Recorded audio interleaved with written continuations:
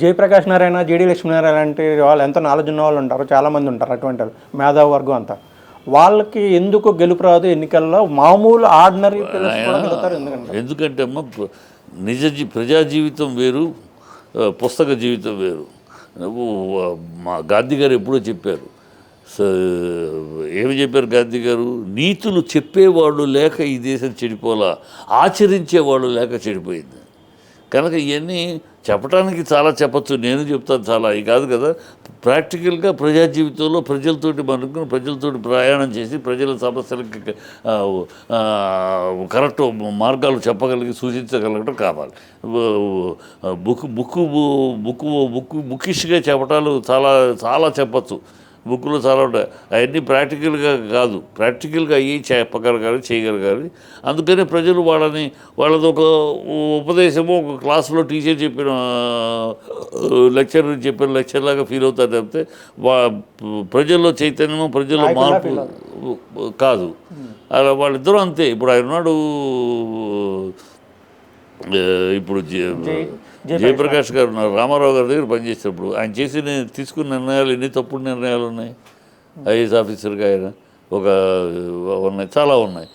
ఇప్పుడు మాట్లాడుతున్నాడు ఆయన, మరి ఆఫీసర్గా ఉన్నప్పుడు మరి రామారావు గారు తీసుకున్న అనేక తప్పుడు నిర్ణయాలు ఎందుకని ఆయన ఆమోదించాడు, ఎందుకు పక్కన నిలిచాడు?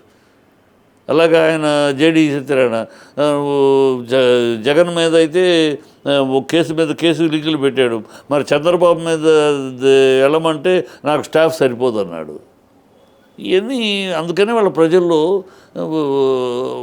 వీళ్ళు ఏదో మాట్లాడతారు, చదువుకుని మాట్లాడితే వీళ్ళు ప్రాక్టికల్గా ప్రజలకు ఉపయోగపడే విషయాలు కావు అనేది అంత. జయప్రకాష్ నారాయణ గారి మీద ఈ మధ్య బాగా అంటే ఎలిగేషన్స్ వస్తున్నాయి సోషల్ మీడియా వాటిల్లోని.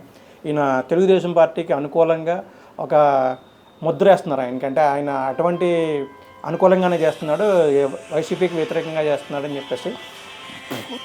ఆయన తెలుగుదేశం అనుకూలం అంటే తెలుగుదేశం అనుకూలమే. కొత్తగా మన రామారావు గారి తోటి నుంచి వచ్చినోడు ఆయన, రామారావు గారికి పక్కన ఆఫీసర్గా పనిచేసినోడు. ఆయన తెలుగుదేశమే. ఆయన ఏనాడు కాంగ్రెస్ కాదు, ఏనాడు వేరే కమ్యూనిస్ట్ కాదు, తెలుగుదేశమే. కొత్తగా తెలుగుదేశానికి పనిచేస్తున్నాడని ఆయన తెలియక, మొత్తం విషయం తెలియక అర్ధజ్ఞానంతో మాట్లాడే మాటలు అయ్యి. ఆయన తెలుగుదేశమే, రామారావు గారు వాళ్ళే అనుకూలంగానే మాట్లాడుతున్నాడని ఆయన అలాగే మాట్లాడతారు. ఇవాళంటే మొదటి నుంచి కూడా తెలుగుదేశం అనుకూలం, రామారావు అనుకూలం అంటే తెలుగుదేశం అనుకూలం కాదు. తర్వాత కొంతకాలం చంద్రబాబుతోటి కొంచెం దూరం అయ్యాడు. ఆయన చంద్రబాబుతోటి వ్యక్తిగతంగా దూరం అయ్యాడు తప్పితే తెలుగుదేశానికి. ఎందుకంటే రామారావుని మనిషి కనుక, రామారావుని ప్రేమించినవాడు కనుక, రామారావుకు ద్రోహం చేసి చంద్రబాబుని ఆ కోకొన్నాడు ఉన్నాడు. మళ్ళీ బ్యాక్ టు పెవిలియన్ తెలుగుదేశం అంతే. ఆయన కులం ముద్ర వేస్తే చాలా సీరియస్ అయ్యేవాడు, ఆయన కులం గురించి కూడా చేస్తున్నాడని అంటారు.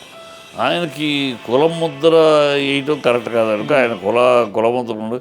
కానీ ఇప్పుడు ఆయన గురించి అంతగా మాట్లాడాల్సిన అవసరం లేదమ్మా. ఆయన చెప్తూ ఉంటాడు, పోతూ ఉంటాడు. ఆయన గురించి పెద్దగా ఆయన ఏమి ప్రజల్ని ప్రభావితం చేయగలిగిన నాయకుడు కాదు.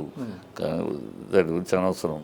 అంటే జేడీ లక్ష్మీనారాయణ గారు కూడా సొంత పార్టీ పెట్టారు, ఎంత ఉండే అవకాశం ఉందని మీరు? ఏముంది, చూసాంగా పార్టీ పెట్టి.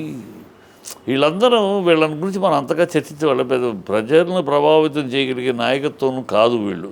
వాళ్ళని గురించి మనం పెద్దగా చర్చించటం కూడా అనవసరం. వాళ్ళు ఏదో మాట్లాడుతూ ఉంటారు, పెద్దవాళ్ళు మాట్లాడేది విని కూడా. ప్రజల్ని ప్రభావితం చేయగలని, పరిపాలన ప్రభావితం చేయగలిగిన వ్యక్తులు కాదు వాళ్ళు. అందుకనే ప్రజలు వాళ్ళని ఎక్కడ ఉంచాలో అక్కడే ఉంచుతున్నారు.